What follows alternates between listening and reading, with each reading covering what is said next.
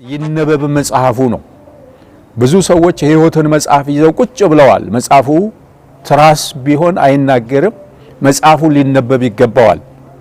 ይገለጥ እውነቱ፣ ይሰበክ ወንጌሉ፣ ይነበብ መጽሐፉ፣ ይቆፈር በውሉ።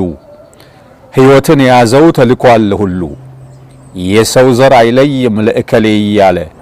እኔ ጳውሎስ ነኝ አጵሎስም ተባለ፣ ከሁለቱ ማንኛው በመስቀል ላይ ዋለ?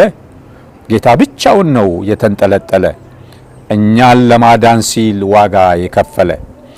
የዘር መከፋፈል በጎሳ መደልደል፣ ከንባታ ሀዲያ የኔ በመባባል፣ ይሄ አማራ ያኛው የሲዳማ፣ ሶማሌና አፋር ደግሞ የኩናማ፣ ጉራጌና ትግሬ ሶዶ ወላይታው፣ ኦሮሞና አገው ደራሼን ጨምረው እንዲኖሩ ነበር በአንድነት